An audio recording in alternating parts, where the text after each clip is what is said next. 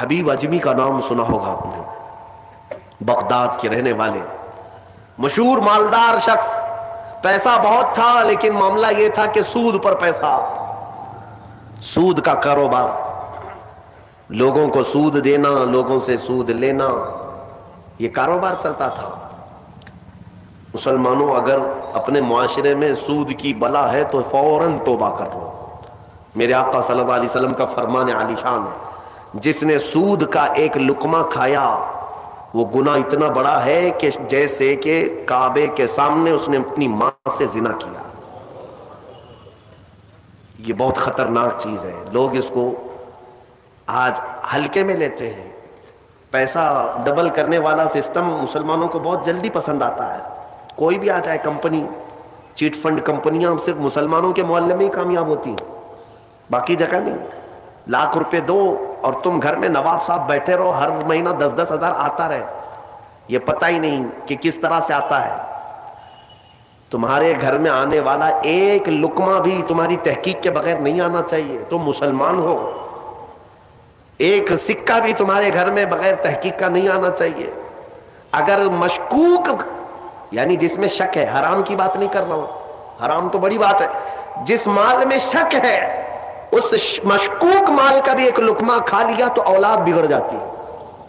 بزرگوں نے فرمایا اولاد بدتمیز پیدا ہوگی، بد اخلاق ہو جائے گی، کردار سے عاری ہو جائے گی، اس کا خیال رکھو۔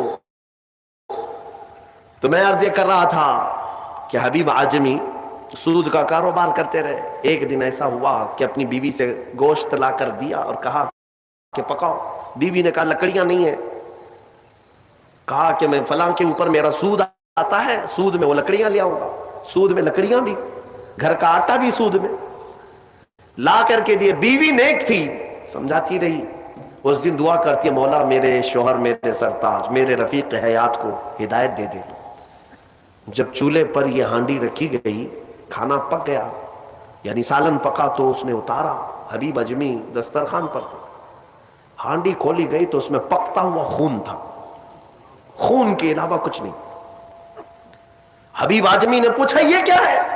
بیوی نے کہا جب لوگوں کا مال سود میں لا کر کے دو گے تو اللہ تعالیٰ تمہیں دنیا میں ہی خون کھلا رہا ہے، آخرت میں کیا عذاب ہوگا۔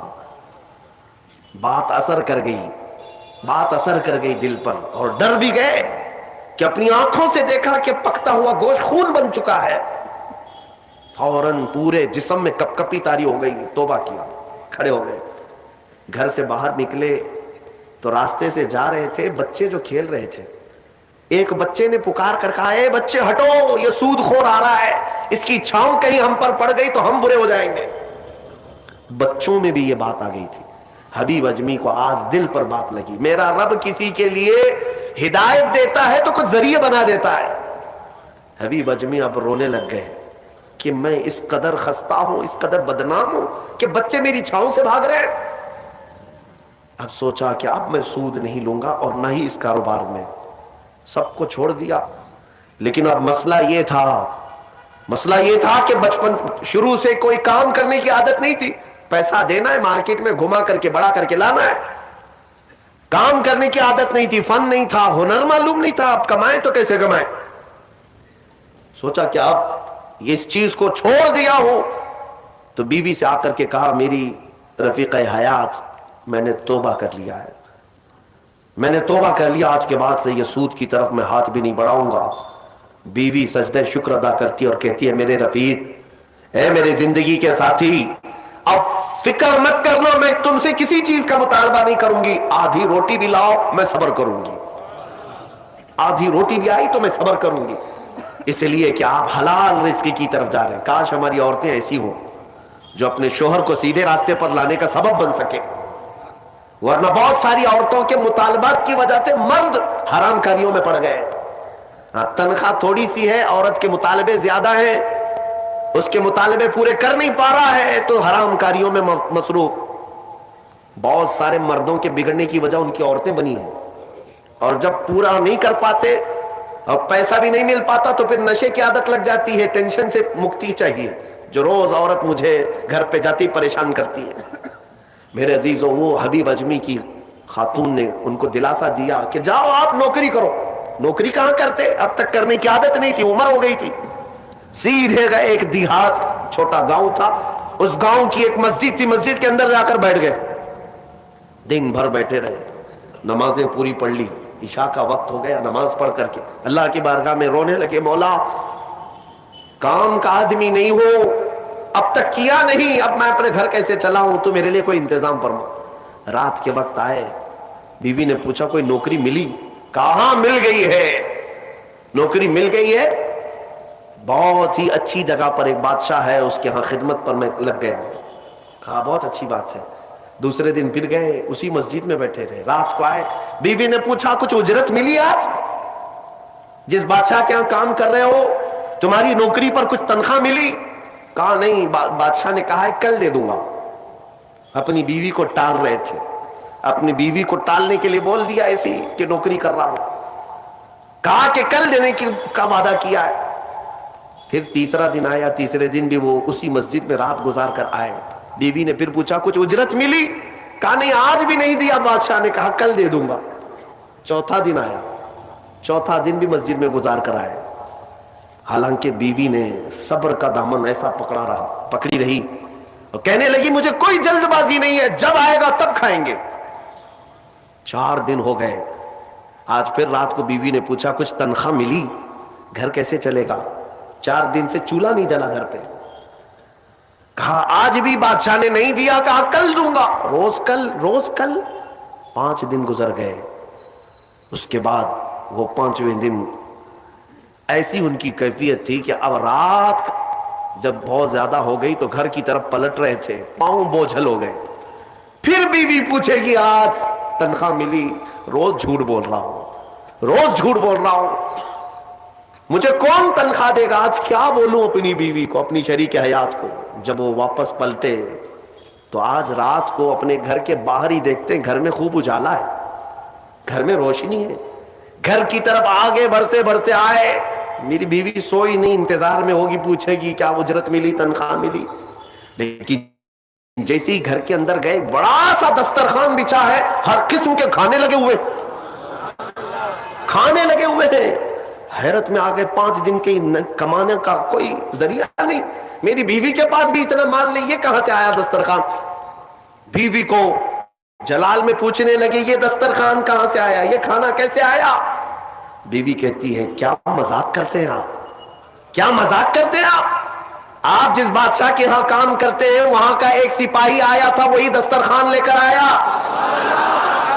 اور سارا کھانا اسی نے دیا ہے, اور یہ مجھے کہہ کر گیا ہے اے خاتون تیرا شوہر رات میں آئے تو اسے کہہ دینا یہ تو 5 دن کی اجرت ہے, اور محنت کرے گا اور اجرت دی جائے گی. حبیب اجمی غش کھا کر گر پڑے. بیوی نے اٹھایا, پوچھا کیا بات ہے, کیوں غش کھا کر گر پڑے؟ ہوش آنے کے بعد کہتے میری رفیق حیات آج سچ بتاتا ہوں, میں نے کوئی نوکری نہیں کی, میں نکما آدمی, کوئی نوکری نہیں کی. مسجد میں جاتا تھا, خالی بیٹھا رہتا تھا. آج ڈر کر کے آ رہا تھا کہ تجھے جواب کیا دوں گا. وہ رحمان اس قدر غیرت مند ہے اپنے بندوں پر, اتنا رحیم ہے کہ تیرے سامنے شرمندہ ہونے سے بچانے کے لیے وہ جس کو بھیجا مولا وہ کسی بادشاہ کا سپاہی نہیں, وہ اسی رحمان کا کوئی فرشتہ آیا تھا جس نے کھانا دیا ہے. عزیزان گرامی, کہنے کے لیے بہت ساری باتیں ہیں, لیکن میں اتنی بات عرض کرنا چاہتا ہوں. زندگی گناہوں میں گزری, ایک بار توبہ کر کے حبیب اجمی کے آ گئے اور مولا کریم نے اپنے سارے دسترخوان ان کے لیے کشادہ کر دیے. اس کے بعد جانتے ہیں حبیب اجمی اسی دسترخوان سے اٹھ کر کے جو چلے گئے, ایسی عبادات, ایسے مجاہدات کیے, اللہ اکبر, اس مقام عظما پر فائز ہو گئے تھے کہ جس مقام کی غوث اعظم عبد القادر جیلانی بھی تعظیم کیا کرتے تھے رضی اللہ تعالی عنہ. میرے عزیز و حبیب اجمی اللہ کی بارگاہ میں وہ مقبول تھے کہ حضرت فضیل بن عیاض ایک دن ان کے پیچھے مغرب کی نماز پڑھنے کے لیے آئے. حضرت حبیب اجمی کی زبان میں تھوڑی لکنت تھی, تو قرات میں ان کی لکنت سمجھ میں آ رہی تھی, تو فضیل بن عیاض پیچھے سے نماز توڑ کے چلے گئے, اس کے پیچھے میں کیسے نماز پڑھوں. فضیل بن عیاض بہت پائے کے ولی ہیں, کہتے ہیں میں گیا تو 3 دن تک میری عبادت کا ذوق ختم ہو, لطف ہی ختم ہو گیا. میں بارگاہ مولا میں رونے لگا کہ مولا مجھ سے کیا خطا ہوئی. رات کے وقت مجھے غیب سے ندائی کہ فضیل تو نے میرے محبوب حبیب کی صرف زبان دیکھا, اس کے دل کی پاکی کو نہیں دیکھا. وہ اللہ کی بارگاہ کا مقبول ہے. جب چھوڑ دیتا ہے پچھلی چیزیں, وہ رحمان اتنا محبوب بناتا ہے, اتنا محبوب. میں نے ابھی ایک چیز پڑھی تھی, بغداد میں ایک شخص تھا, بڑے پیسے والا تھا, بہت پیسے والا تھا, اور ہر گناہ عادت تھی اس کی. پیسے والوں کی اکثر یہ چونچلے ہوتے ہیں کہ وہ سوچتے ہیں کہ عیاشی میں کہاں کہاں میں پیسے لگاؤں. شراب پیتا تھا, خوب عیش, جوا میں پیسے لگتے تھے, روز نئی عورتوں کے ساتھ اس کی صحبتیں. یہ اس کا مزاج تھا تو مسلمان, پیسہ زیادہ ہونے کی وجہ سے ایک غلط سنگت میں غلط عادتوں کا مالک. اس شخص کی عادت یہ تھی کہ روز ایک نیا گناہ کرتا تھا اور ڈائری بنایا ہوا تھا, اس میں سب لکھ بھی دیا کرتا تھا. آج میں نے اتنے پیسے کا جوا کھیلا, آج میں یہ فلاں فلاں شراب پی ہے, آج میں نے ان لڑکیوں سے زنا کیا ہے, آج میں فلاں جگہ یہ کیا. سب جو کرتوت ہوتے تھے سب ڈائری میں لکھتا تھا. اتنی بڑی ڈائری بھی بن گئی. ایک دن ایسا ہوا کہ گزر رہا تھا بازار سے, ایک خاتون کو دیکھا جو حسین تھی اور مجبور نظر آ رہی تھی. اس کے پاس گیا, کہا کیا چیز ہے؟ اس نے کہا مجھے مال کی ضرورت ہے. اس نے کہا چل میرے گھر, میری خواہش پوری کر, میں تجھے جتنا چاہیے وہ دے دیتا ہوں. وہ عورت چلی آئی ساتھ میں, وہ عورت آ گئی. جب یہ نوجوان جو بغداد کا بڑا پیسے والا مالدار رات کے وقت اپنے بستر پر آیا اور اس خاتون کو کہا کہ آجا ہم دونوں تنہا ہیں, وہ عورت رات کے وقت سو تو گئی لیکن اس کا پورا جسم پیلا پڑ گیا, اس کا چہرہ پیلا اور ہاتھ پیر کانپنے لگ گئے. یہ نوجوان اٹھ کر کھڑا ہوا, کہا کہ ڈر رہی ہے تو کسی بات سے, تیرے جسم کی یہ زردی کس بات کی؟ وہ خاتون کہتی ہے نہیں کوئی بات نہیں. پھر اس نے کہا ڈر مت, اس محل میں کوئی نہیں آئے گا میری اجازت کے بغیر, یہ سب پوری میری پراپرٹی ہے, یہ میری شہنشاہیت ہے یہاں پر. اس خاتون نے کہا ہاں یہ تو میں دیکھ رہی ہوں, لیکن مجھے ڈر اس بات کا ہے کہ وہ رحمان مجھے دیکھ رہا ہے, اس کے سامنے میں کیسے ننگی ہو جاؤں. میں نے آج تک یہ گناہ نہیں کیے, میں پیشہ ور عورت نہیں ہوں. وہ کہتی ہے میں ایک بیوہ عورت ہوں, میرے 3 بچے ہیں, 4 دن سے بھوکے ہیں. میں روز انہیں تسلی دیتی ہوں کہ مجھے بازار میں کچھ کام مل گیا تو میں اجرت لا کر کے تمہیں کھلا دوں گی. مجھے کوئی نوکری نہیں دیتا, اور آج میں مجبوراً بازار میں کھڑی تھی, تو مجھے مل گیا. میں اپنے چھوٹے بچوں کے, یتیم بچوں کی بھوک کو ختم کرنے کے لیے تیرے گھر آ گئی, لیکن جب بستر پر سوئی تو مجھے خوف ہونے لگا کہ میرا رب دیکھ رہا ہے. میں نے آج تک جسم کو ننگا نہیں کیا. وہ ڈری ہوئی عورت تھی, پاکیزہ عورت تھی. جب اس کی زبان سے یہ جملے نکلے تو یہ جو نوجوان تھا, جو گنہگار تھا, وہ کھڑا ہو گیا, کہا اے خاتون اٹھ جا, بستر سے اٹھ جا. اور اس کے بعد کہتا ہے دیکھ میں تجھے بتاؤں میرے پاس کیا کیا ہے. اس زمانے کی جو سواریاں تھیں, گھڑیاں تھیں, سب میرے پاس, بڑا بنگلہ, بڑی جائیدادیں, ہر طرح کے کھانے, سونے چاندی, زیورات, سب میرے پاس. مولا نے مجھے بہت کچھ دیا, لیکن آج تو نے مجھے دل دیا, آج تو نے میرے دل کو جھنجھوڑا. میرے پاس اتنی نعمتیں ہونے کے باوجود میں اب تک ڈرا نہیں اللہ سے, اور تیرے گھر میں کھانے کو ایک لقمہ بھی نہیں, پھر بھی تو اللہ سے ڈر رہی ہے. مجبور ہونے کے باوجود تو ڈر رہی ہے اللہ سے. اس خاتون نے کہا کہ اے نوجوان, مجبور ہو, امیر ہو یا غریب ہو, سب کا بادشاہ وہی ہے, حساب سب سے برابر لے گا. اس خاتون کو بہت سارے پیسے دے کر کے اس نوجوان نے رخصت کیا اور کہا جا تیرے بچوں کو کھلا, آج کے بعد کبھی بازار میں بھیک مت مانگنا, اور میں سمجھتا ہوں میرے گناہوں کا کفارہ ہے کہ میں تیری مدد کر دیا, تو باہر نہ آ. اور اس خاتون کو بھیج دیا. آج اس کو احساس ہوا اب تک کیسی زندگی گزارتا رہا, اس عورت نے مجھے جھنجھوڑ دیا ہے, جھنجھوڑ دیا ہے.